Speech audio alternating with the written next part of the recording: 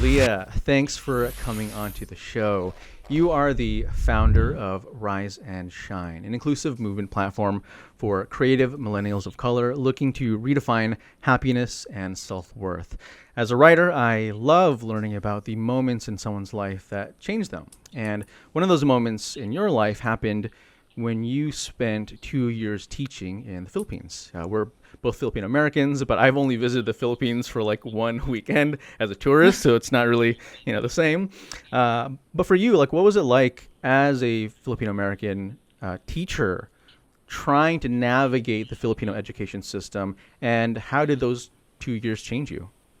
Wow. So, one, thank you. I'm so happy to be here. And yeah, so to answer your question about being in the Philippines made me realize how much of a Filipino American I am, right? Like growing up, so I was born in Toronto, formative childhood years there, and then we moved to Florida. So being like, I identify as Filipino Canadian American, but I didn't realize how quote unquote Western I was until I moved to the Philippines. And I think a lot of people have this, what do I say? This, they always say, oh, don't worry, everyone speaks English there. Everyone speaks English there, which is true. A lot of people in the Philippines do speak English, but it's not like you can just go there, have no understanding, fluency in Tagalog, and communicate easily. It was still a struggle, right? So being there, not just as a Filipino Canadian American or Filipino American, but as a teacher in the public school system of Metro Manila, it was tough. It was really challenging, such a stretch, overwhelming. I felt like I was doggy paddling for days, not just with the the challenges of the work, but just like even physically, like it's hot, and in the public schools, you're not going to have air conditioning. Most, like we didn't have air conditioning. We had my classroom with 50 students, we had one working electric fan because all the fans are broken. And, unless you as a teacher or if your class donates to get a fan, you don't have a fan. And so we pretty much taught with one fan. So every day I was dehydrated by the end of the day. So like physical challenges, right? And then you have the dust and just the pollutants, like the pollutants coming in from outside because again, like your windows aren't closed, you have them open. So you're getting everything from, the Tahoe salesman outside to the dogs barking to the cars passing by to all the jeepney dust, like all the jeepney smoke, all of that. But all that to say, I think sometimes, especially for Filipino Americans who don't live there or only visit and go to more touristy locations or they only hear stories right from their parents, it's easy to paint the Philippines in a very one-dimensional, like kawawa, meaning like, oh, that's so sad. Oh, I pity them. But the Philippines is popping. There's so much heart. There's so much passion, talent, vision, and I think about my students. I used to teach third grade there. And the reason that the organization I taught with Teach for the Philippines, they put us in third grade intentionally was because their research showed that most kids will drop out after third grade. So they were trying to have an intervention. It's like, how can we help keep these kids in class? And there are various reasons for why kids would drop out, mostly because they had to support their family. So either they were staying home to take care of their brothers and sisters or other family members, or they were actually working, you know, um, selling, vendors. I remember one time one of my students, and she was great. She actually had the most English fluency because she was born in Guam, I want to say, or somewhere in the in the islands out there. So she had a lot of English fluency. So she was kind of like my little helper, right? As I was picking up Tagalog. Mm-hmm. And I remember the day of their graduation, I was walking. So sorry, backtrack. In the school I taught at, and a lot of schools in Metro Manila, they have morning shift and afternoon shift because they don't have enough classrooms for all the kids. So I taught morning shift, which means kids would be there at six, we would have school from 6 a.m. to noon. Mm-hmm. And then you share the classroom with another teacher, and then the afternoon shift would be there from noon to 6 p.m. Hmm. Right? So I went to the morning shift graduation. I was like, oh, great, wonderful. And I remember after I was walking with some of my teaching colleagues after we got some food, like a Jollibee, honestly. And I saw my former student, and I was like, oh, because she was an afternoon shift kid. I'm like, why aren't you in school? And I saw her, and she didn't say anything, but she didn't have to, because I realized, oh, you're not at graduation because you're selling candy on the side of the street. Like, you're with your little brother, who's probably, it was in first grade. She at this time she was in fifth grade, should have been either fourth or fifth grade, and she wasn't even in school because she was on the side of the road with a little tray of like gum and mint, right, selling just for like 2 pesos each. Hmm. Wow. So yeah, I mean, again, like I kind of fallen into that trope of telling these stories, but I don't do it to be like, oh, poor Philippines, or to like romanticize the struggle of poverty, because there's nothing fucking romantic about that. Like, Hmm. she's 8 years old, like she's 9 years old. She should not. She should be in school. Like, what Hmm. the fuck, right? Hmm. So anyway, um, I'm like all over the place. But to answer your question, for me as a Filipino American and as a Filipino American teacher, it was ultimately healing. I feel like I got to connect with my Filipino roots in a way that I don't think I ever would have had I not lived in the Philippines. But not only that, had I not taught in the public school system, because I wasn't living in the Americanized, quote unquote, Americanized parts of town. My first year, I shared one bedroom with four other women. So we had two bunk beds, and then one girl slept on the floor on like a Japanese mattress. So 5 people, one room. My second year, the other two other teachers and I moved out, and I had a small room. Granted, I had my privacy, but it was totally different living conditions than what I was used to in the States. So my time in the Philippines made me more patient, right? For sure. If you're going to be taking the jeepneys everywhere and the MRT, which is like the metro system, or just public transport, you got to be patient. And it was cramped. It was hot. It was always sweaty. But it made me ultimately, I would say, more grateful, more humble, more connected to our roots. It made me understand my mom and all my aunties and elders more, because I'm like, oh, I see now why you communicate the way you do, or I understand. Like in the States, I feel like people value directness Hmm. and kind of like say it with your chest, or like say what you mean. But in the Hmm. Philippines, there's definitely a subtlety. Like you're not going to just tell someone, oh, I'm mad at you. And the line between passive aggressiveness and subtlety, that's up for people to decide. But just being there, it's like I understood, oh, because there is such a sense of community and like togetherness. It's not necessarily people pleasing so much as I want everyone to get together and get along for the sake of peace and harmony, rather than in the States, it's like, you tell your truth, you live your truth, you let people know what's up. And I definitely agree with that mindset and that mode of living. But I do see how if you have that full on straight on in the Philippines, it is a little jarring for most, because they're so used to like, we're all going to get along for the sake of getting along for the community, Hmm. right? So the Philippines changed me, but in all the good ways, and I'm just ever so thankful for like the opportunity to teach there.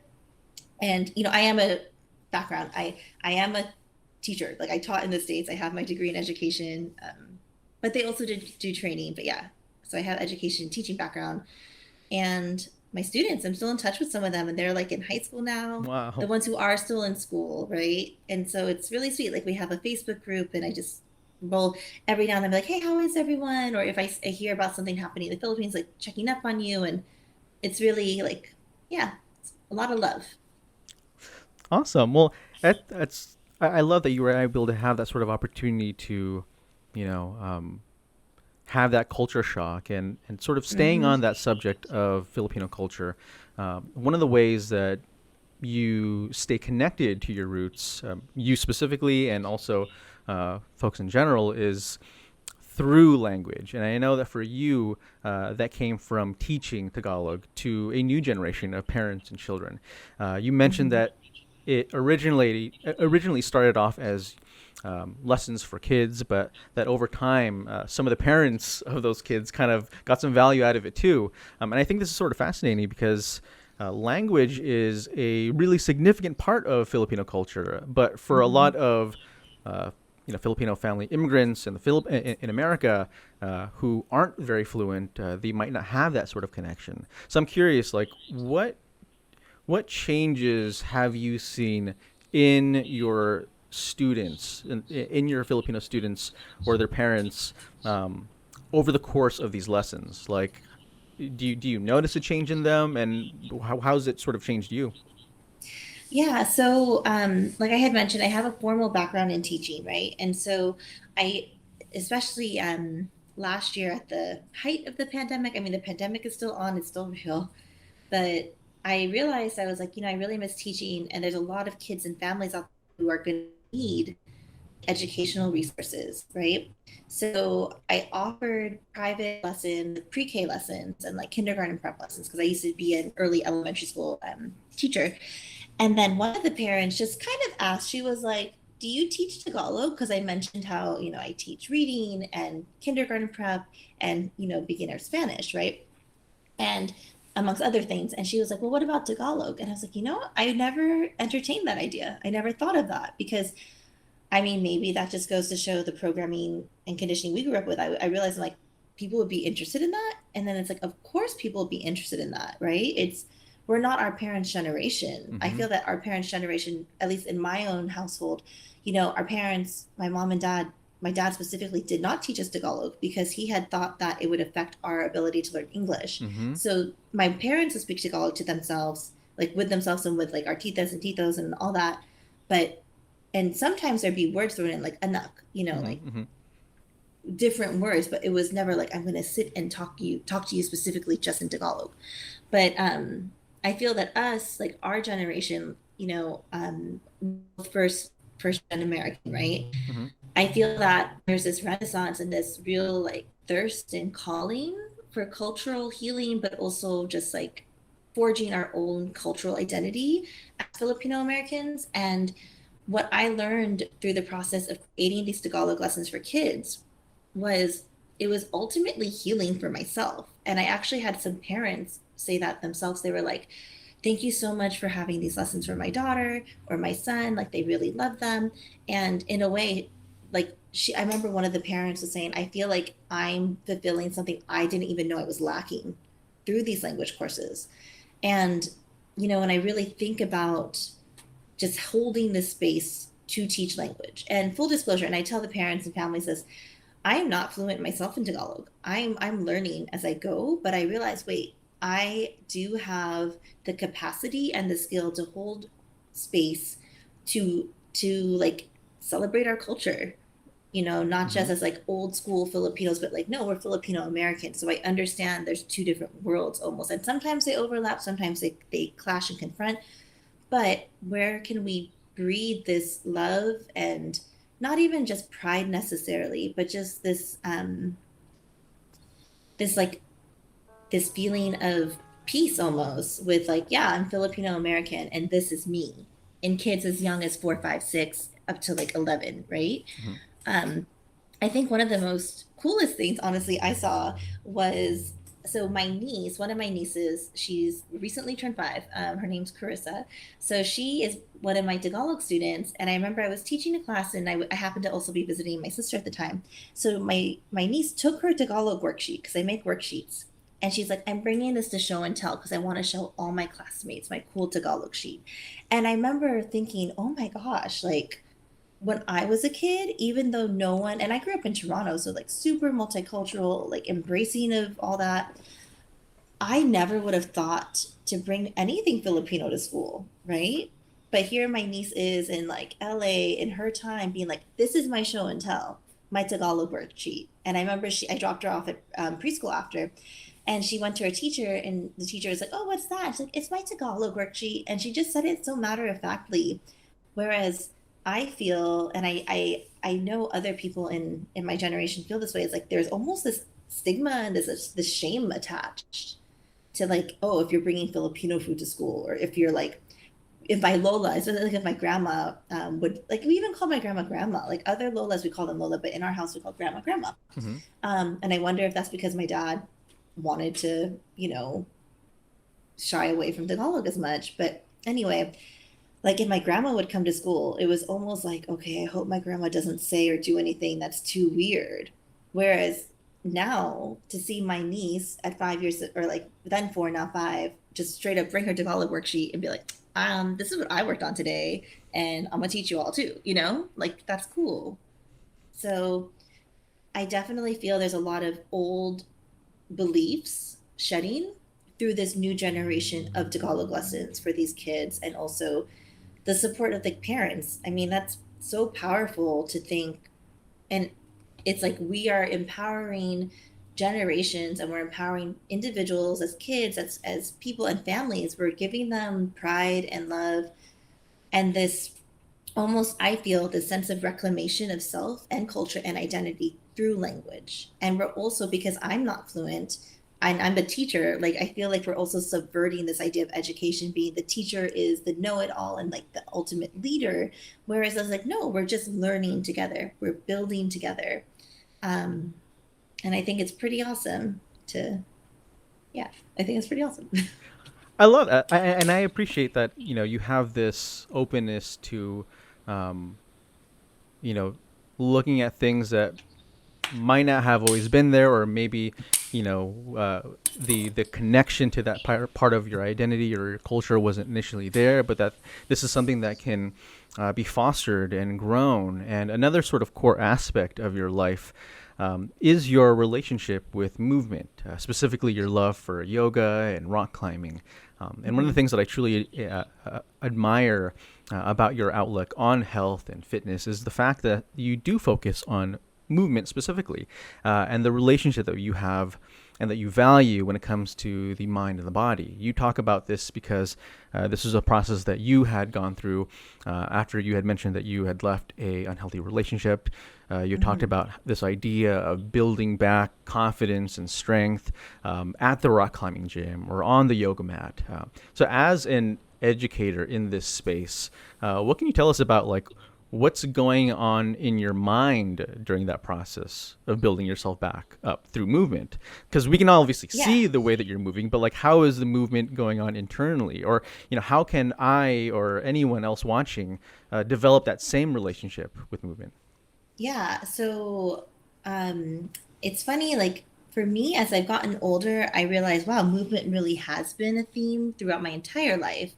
One, just in the physical sense, like exercise sense, I remember my grandma, like many Filipino kids, like my grandma took care of me when we were younger, right? Like my parents are working, so it'd be like your grandma picks you up from the bus stop or from school. And I really truly remember this. Every day my grandma would exercise, whether it was like her calisthenics, like she'd be doing stretches or like even like little twists, I remember. And like that's pretty awesome. And I remember my grandma literally played baseball with us, with the cousins. Like she like hit the ball and ran for the base. And Whoa, what? yeah. And my grandma walked. I mean, it's Toronto, so like she had her little shopping cart. Like she was that little like Asian woman with her shopping cart going to the grocery store and like the corner store and all that, right? So I recognize now like movement was just a very normal part for my day. It wasn't like, oh, I have to exercise. It's like it was as routine as brushing my teeth. Hmm. Um, but yeah, so in terms of building like a connection to your body beyond just the physical, so it is a journey. And what I love about what I'm seeing on social media nowadays, at least the accounts I follow, there's a lot of promotion of like health and wellness and not just looks, like recognizing all different body types can do movements. Like you don't have to look a certain way, you don't have to wear certain clothes to be an athlete, right? As long as you are moving, like that's what counts, right? And for me in my own journey, my first job ever was I was a dance teacher. So I taught hula, Tahitian, and belly dance to young kids and beginning adults.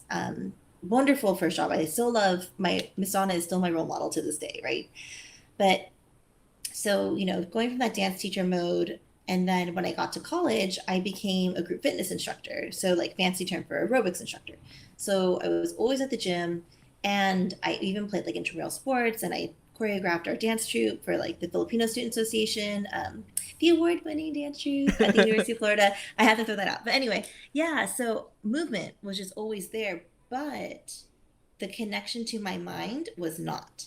So I basically, when I was younger, like this is, teens and 20s, um, I really sort of punished my body. I see now that my workouts weren't oh, let me see if I could perform this movement or if I could lift this weight or if I could run this mile. It was more of a, you have to exercise so that you don't get fat, or like you have to exercise so you look a certain way. And I realized because in my head, I felt unworthy of being a fitness instructor because I didn't have the body type. You know what I mean? So I was doing everything in my power that I thought I could. And I was super restrictive with my eating. I remember one time I had like a Triscuit, like one single Triscuit, and it instinctually, my body was like, you have to do sit ups now, you Wow. know? And it's like I look back and it's not that I'm judging myself, but I realize like I was so hard on myself. And so no wonder I didn't allow that connection of my mind, spirit, and body, because what I would do is I would just shut my mind up. And it wasn't in the most loving of ways. Like there's I feel now I see the distinction between I'm going to go in with the mentality that I'm going to do this. So more of like a resilience coming from a place of I can handle hard things. I can Mm. be challenged. I can rise to the occasion, right? I feel that's a more loving and encouraging way. Whereas before it was like, shut up, just do it. Like so very like boot camp style, where it's like you're not having a choice in this, you're just going to do it. And to some degree, sometimes you do need to push yourself like that, right? But for me now, especially with rock climbing, and I'm still a novice, but one, to even be comfortable enough to go to the rock climbing gym. The only reason I got comfortable at a rock climbing gym is because I happened to have a friend who got me a job teaching yoga there. And then I got to know people like one on one, and it didn't feel as intimidating because, truth be told, rock climbing gyms can be overwhelmingly white, overwhelmingly like it's expensive to do it. So, I was teaching yoga, so I got a free membership, right? Hmm. But I made some really great connections. People were super encouraging. And now rock climbing to me, I feel, and everyone can have their own exercise that does it for them, but rock climbing for me was that access point to realize I really need to get my mindset like aligned with my body, because if I'm going to take this risk of reaching out for a new hold, right? It's not like you can just sheer strength your way to it. There's form, yeah, and all that, but it's really like you gotta get like go of your fear. You gotta get over your shit in your mind telling you you're gonna fall, you're gonna fall. And guess what? If you do fall, you know how to fall the right way and you will be caught by the mats, right? Mm-hmm. So I hope, okay, I feel like I wanna succinctly put this out, but I guess for me, movement is not so much a punishment anymore, and it's not so much an obligation as it is like an actual there is a joy to movement. And I feel like I depends on the day, depends on the moment. Sometimes it's just in me where it's like I need this for my own wellness and sanity. Like I need to exercise. Um, and there are some moments of pure like in the zoneness, Mm-hmm. where it's like, oh, my breath is connected to my movement, is connected to I'm doing this lovingly and with like full intention and awareness of I'm not just doing, I'm not just doing a squat. It's like, okay, in this squat, I'm challenging myself. Can I lift heavier? Can I go lower? Can I do more? And it's not a punishment thing. It's more of a, isn't it amazing the limits or the like boundaries of human potential, right? Mm-hmm. And it's like I'm not by any means I'm going to be on an American Ninja Warrior. Like hell no, you know what I mean? And I don't know if that's a goal of mine either. But it's one of those things of we when we celebrate our Olympic athletes, when we celebrate our professional athletes, or even just like people who are surpassing previously held boundaries for themselves. That's how I view movement, where it's like movement is a vehicle through which people can really truly grow. And it's not about the losing weight or like looking a certain way. It's really like, hey, are you going to show up for yourself and give yourself this challenge? Because through challenges, yeah, you might get overwhelmed. Yeah, you might feel, really stressed and anxious. But through certain challenges, you give yourself this capacity to grow. And that's what movement is to me. I think it's really cool that you were mentioning that sort of distinction between uh, your old way of looking at working out and as this sort of um, like thing that you punish yourself, and also like the way that you were Mm-hmm. talking about like removing yourself from the activity to make it more like bearable, as opposed to appreciating like that actual process and what it means. And I think one of the coolest parts about your work in movement is the fact that you've been on both sides as an educator, but you're also a performer. You've performed at art galleries and you've taught classes, and so you have this blend of education and performance. So I'm sure you've dealt with the feelings of that we all have when we want to work out or be active, but we can't sort of mentally get into that zone Mm-hmm. because maybe something's going on. And I know that Right. for you as a performer, you sort of deal with that on a much larger scale because now you have an audience. Now you have, okay, this is the job. What advice would you have for developing that motivation to even like just start? Because I know that like movement is one thing, Yes. but like that, the step to get to movement is also another thing. So Yes. like how do we develop that in a healthy way that isn't steeped in like toxic positivity or isn't like Mm-hmm. unhealthy in any way? Yeah. So for people who are looking to start like a consistent movement routine or like habit, it's just like any habit. I really feel it feels better, right? When you feel like you win. It feels better when you feel like you built momentum.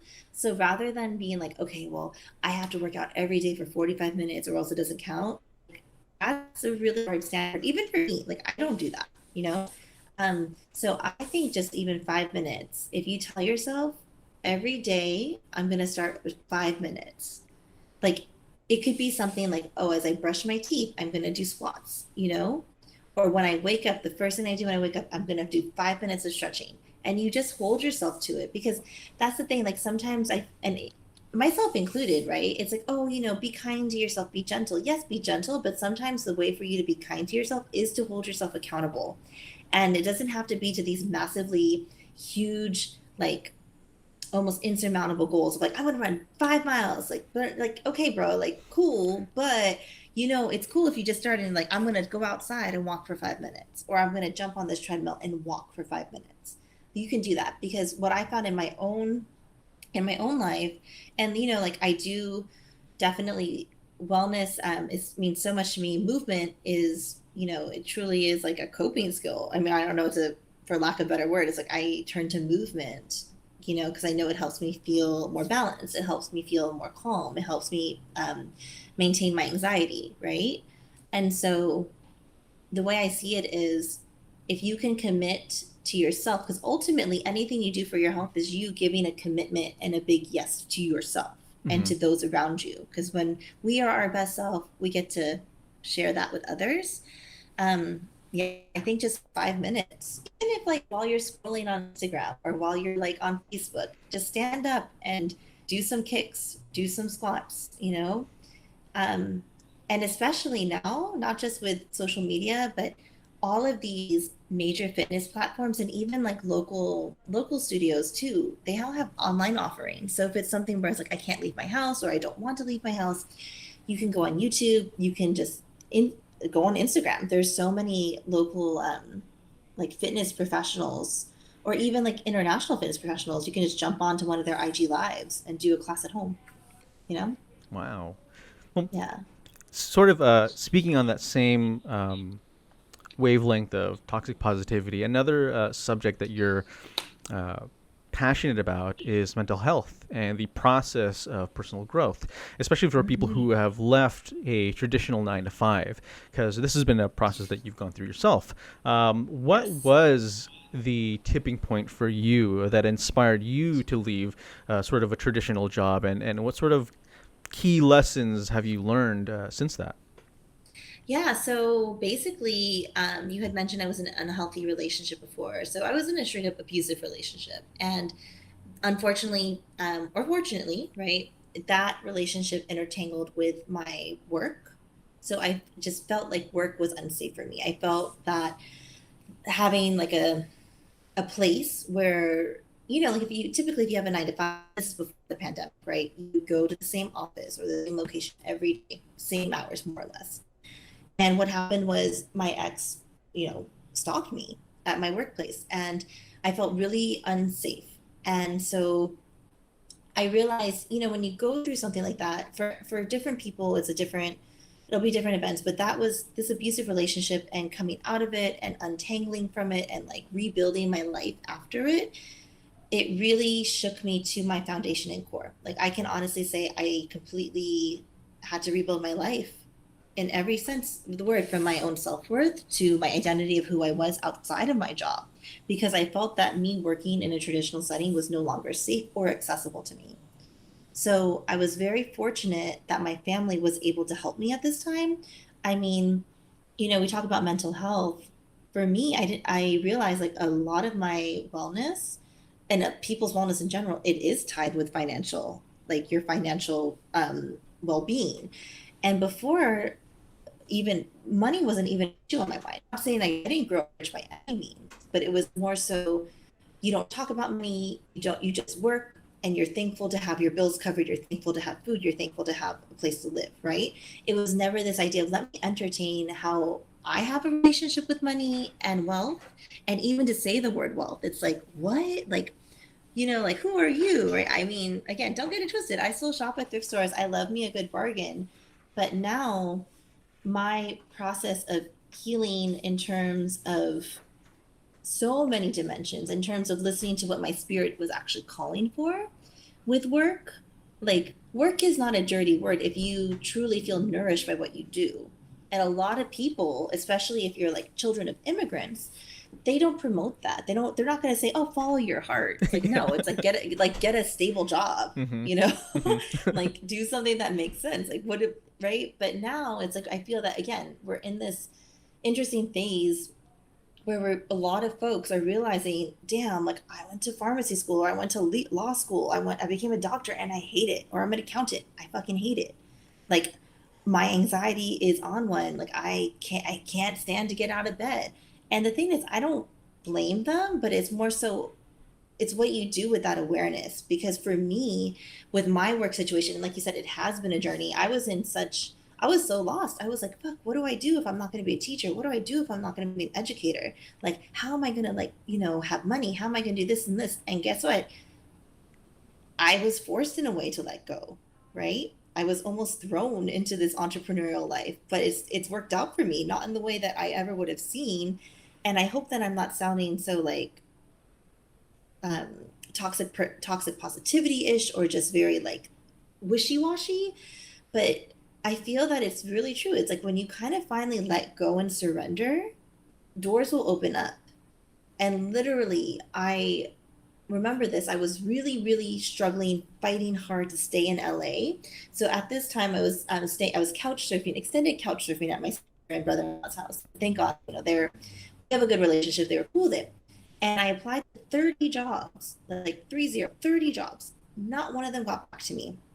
And I was like, oh, I need to start working, And my mom at the time was like, I know you don't want to move here, but come to Vegas. It's a different market. It's cheaper here. You might find something. And my mom was like, you can live with me and your stepdad. And I was like, oh, I don't want to move back home. It just felt like such a, like, oh, I'm grown, like only losers live at home, like all that like shit, like all that judgmental shit. But I'm not even kidding. Within 2 days of moving to Vegas, I did find work, you know? And that was sort of one of the start of me launching my own private teaching business, right? And Wow. so I went from feeling like I had no opportunities, no way out, this safety and security that does come with a 9 to 5. There's nothing wrong with 9 to 5s if it's what it's what works for people. What's what works for you is what matters most. But for me, when I felt forced out of it, I was like, I'm fucking lost. Like I'm gonna have to be living at home forever. But no, I found work and I had some very interesting work and very once in a lifetime clients. Like I was a traveling private teacher. I never in a million years would have thought I would have done that. But it worked out for me. I'm not to say it was easy, but there's a lot of like mental finaglings and renegotiations and having to revision yourself and revision your life. Because especially, I hate to be like in this society, but for real, it's like in this society, a lot of people conflate their own self-worth with their job title or their education or their, if you can't come to work one day, you're just going to be replaced, right? Hmm. Like to the left, like straight Hmm. up. Hmm. And so for me, this entire process of leaving the 9 to 5, and I'm still in the journey of really kind of finding my sweet spot of where am I, who am I, if I don't let a job identify me, right? and again, this isn't to say that work is bad. Work is not bad. I really feel that work is your gift to yourself and others, but it's more so finding that alignment in your work. And if you're someone who's like, well, I work and I'm content with it because it pays my bills and gives me my life that I want, more power to you. But this is specifically speaking to those people. And there's so many people out there. I know because, I was one of them, but also I have friends who are these people. For those people who are like dreading every day, like, oh God, I have to go to the office, or I can't read my emails, or oh, I'm just so like, I feel so dead inside. Like, that's a real fucking feeling that I don't think people talk about because they feel embarrassed. They don't want to feel like a failure for going to so much school and spending so much on degrees that they fucking hate. Or they don't want to give up that status, lifestyle, expectation, this idea of prestige that their job holds. So, I think it's possible. I think it takes a very brave, courageous, and also just someone who's fucking sick of shit already to be like, no, I'm stopping and I'm going to take ownership of my life and I'm going to live and create a life that I truly agree with and I love. So, yeah. Wow. I mean, that's something I can, I definitely relate on that, existential dread of like, oh gosh, every second I drive closer to work, like the anxiety just Yeah. increases. And sort of on that topic of, these major life changes, and also talking about, um, moving. Something that happened recently in your life was the decision to actually move from Yeah. Virginia over to the Yeah. West Coast. I know initially you Yes. had visions of going to Las Vegas, but then you and your husband, Mm-hmm. Andrew, had managed to find a place over in the Bay Area. And I think all of Mm-hmm. this is, part of a larger movement in the United States, really, where people are shedding old expectations that they've had about living in this city or living in that city, or my dream is here, or my dream is there, and Mm-hmm. and people reevaluating this chase for a particular experience that they have or that they want to have in certain places, and I think part of this um, you know, conflicts with the whole discussion of the cost of living in the United States, and why people Mm-hmm. are having to rethink where they want to live. And another part of it also comes from people having just a general change in priorities. COVID Yes. is here, and I think it's really shifted people's perspectives a lot. So, what do you think was the catalyst for you and your husband to, uh, be more open to these different sort of life changes? Yeah. So both of us, before meeting each other, we definitely are those friends who our friends are always like, oh, you all are kind of like the free spirits. You're sort of like out there doing your thing. And they get that. But in terms of like revisioning what life is and what life should quote unquote look like, yeah, the plan was we were in Virginia first off for Andrew's work. His work brought us there.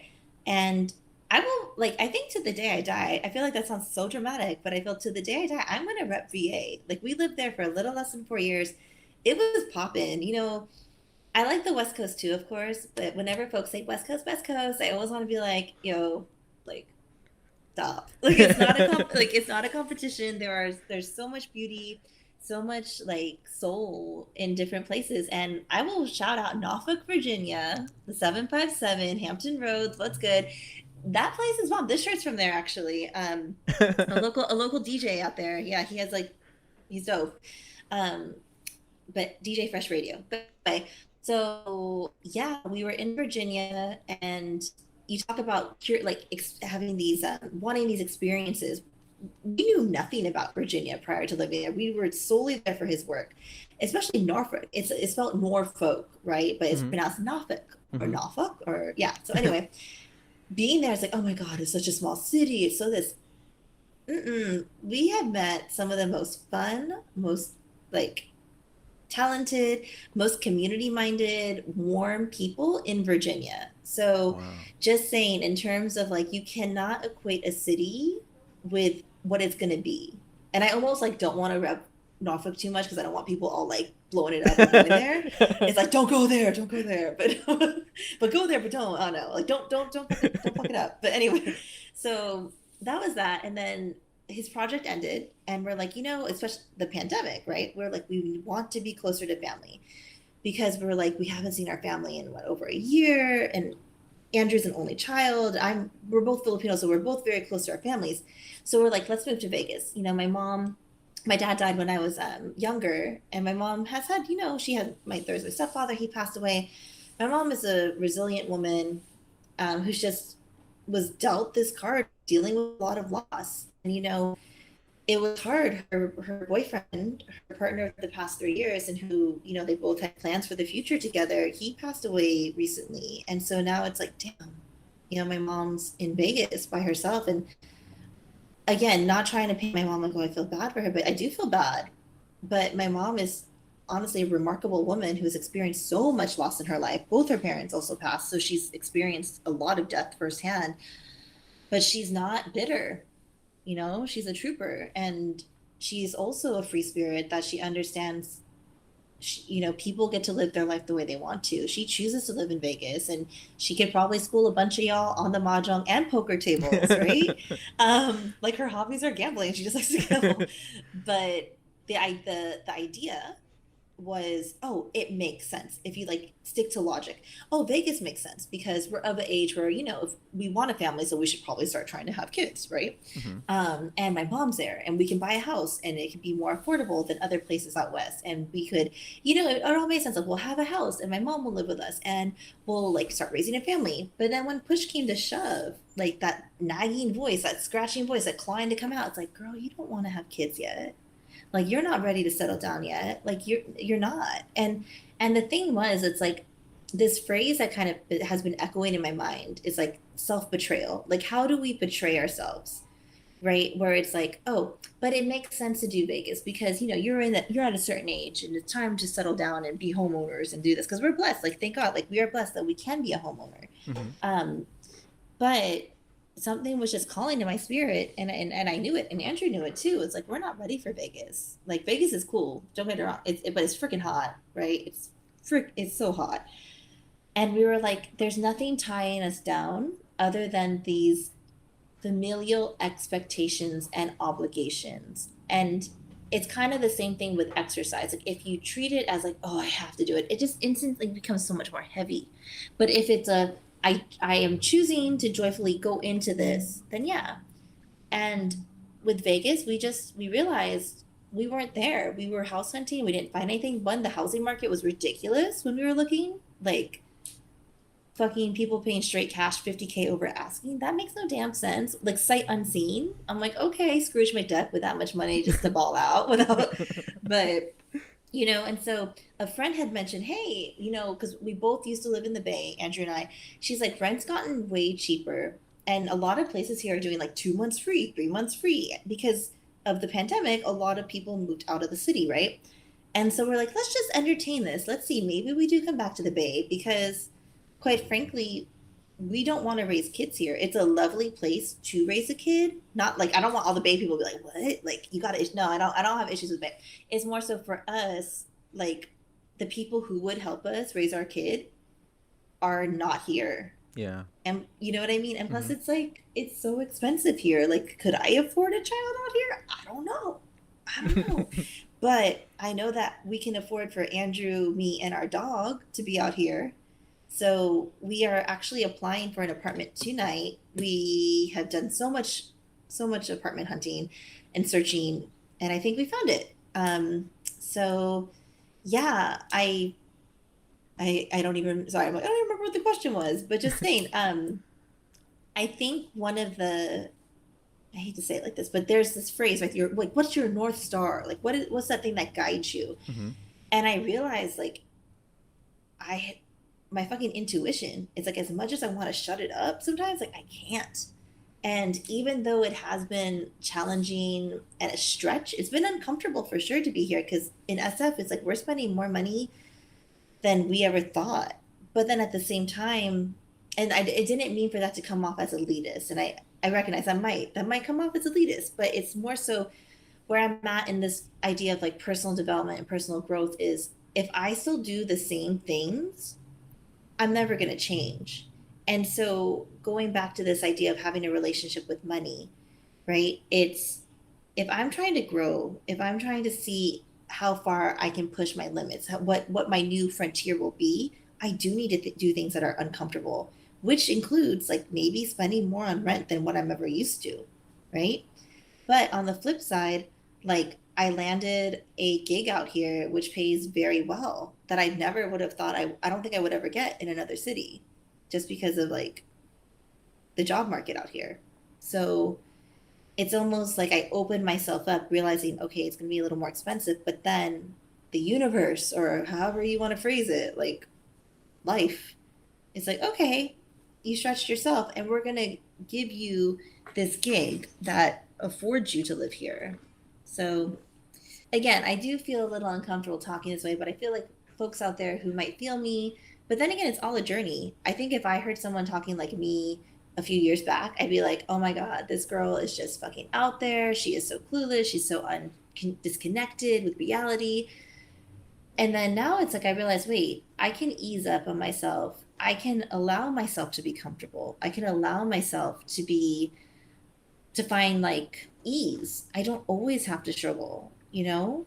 And whether that's allowing myself what I like, I think that's what it is. It's like really truly listening to what it is I want, because I realized through this process of looking for an apartment, of figuring out where we want to live, all that, I don't think I ever had the chance to really honor my wants.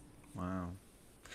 That idea of like honoring your wants and having that self-reflection to enough to be able to say, you know what, I think this is my priority and I think this is what I really want.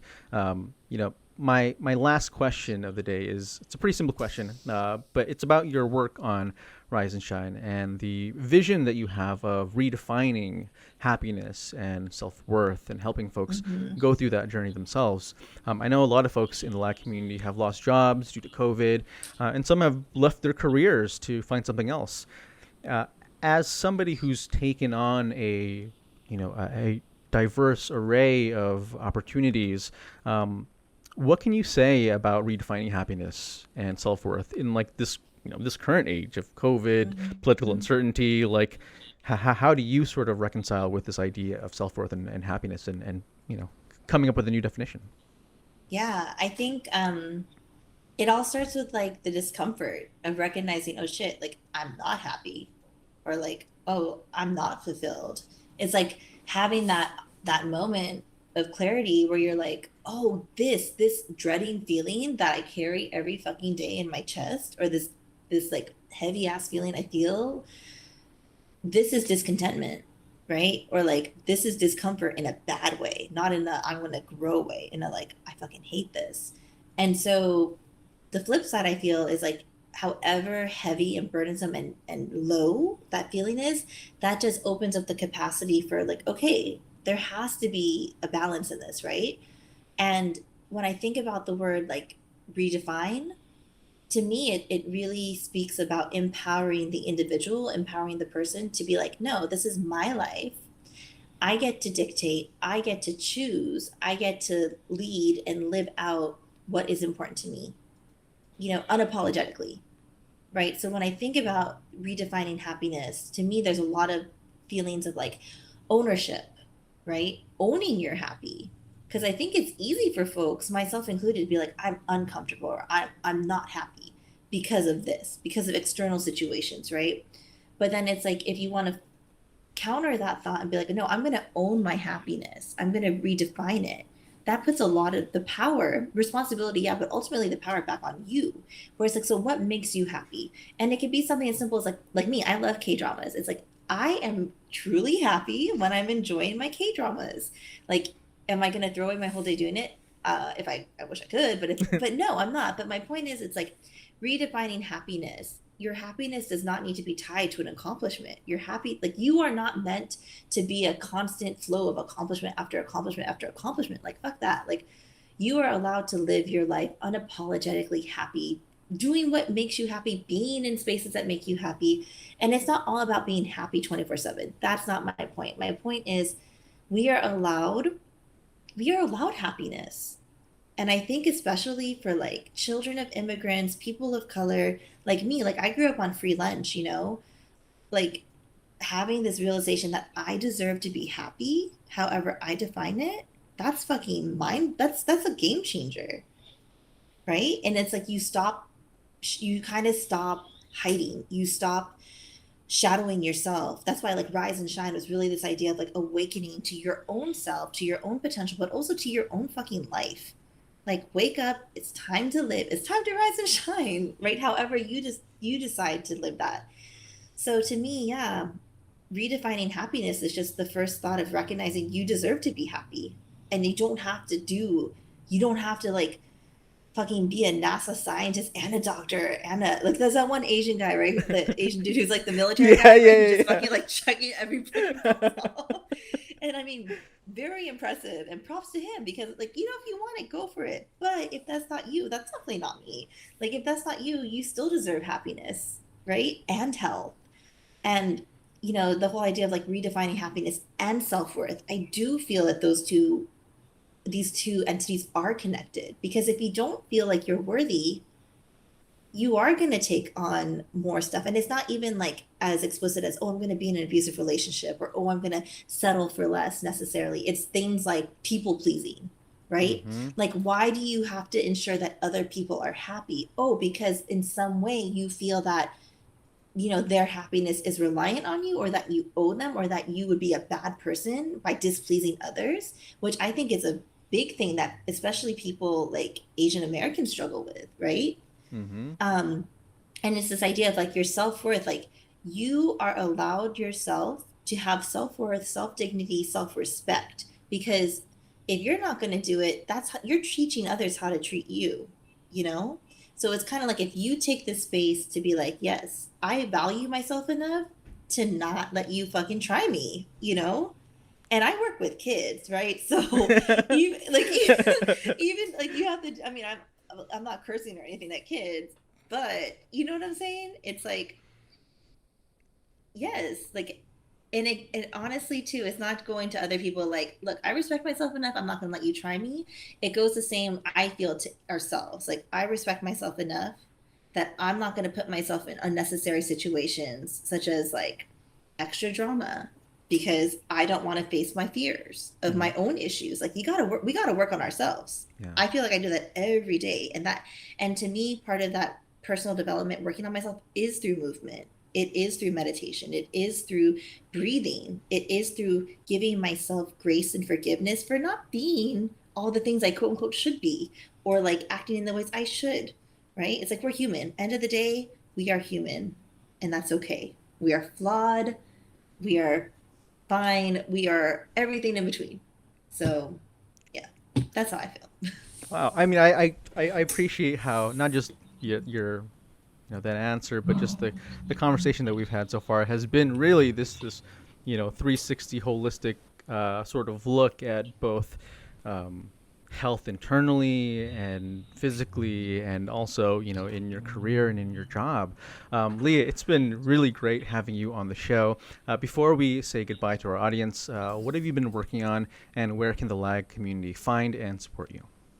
Yeah, so I am working on it. First off, in terms of like the wellness part, I will share some easy workouts and like breakdown movements. I think, especially yoga, it can feel very inaccessible to people because you go to a class and the instructor will just be like down dog or chaturanga and all these terms that are like, what the fuck is this? Right? What? And so on my Instagram, I am working on developing a consistent schedule of like, hey, this is how you do this movement, and really going down to form.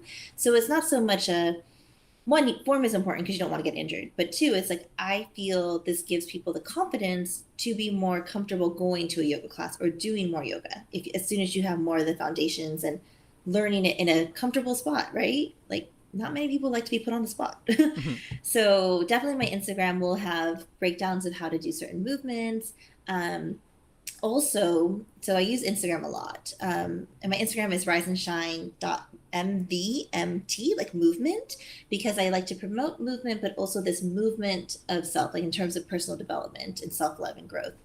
Um, in addition to the movement there, I'm also working on more Tagalog offerings. So not just having virtual classes, but actually having like workbooks or coloring books, like activity books, that it's more geared towards kids. But let's be real, like I think a beginning adult would also benefit from them. And who doesn't love to color? So right? It's yeah, and like there's no shame. I think for me there was a lot of shame intertwined and guilt with not knowing Tagalog. And now it's just like, listen, we can just enjoy the sake of learning, enjoy the process of learning. And yeah, so working on some activity books and like flashcards, even maybe an app. I was thinking of that, like, let's save some trees. Maybe I could make this into an app. So if anyone out there has experience making educational apps, holla at your girl, because that's not my wheelhouse. Well, Leah, again, it was awesome having you on. We'll definitely go ahead and link back to all of your socials so everyone can go ahead and support you. Again, thank you so much, and we'll see you the next time. Thank Bye. you. Bye, Bye. everybody.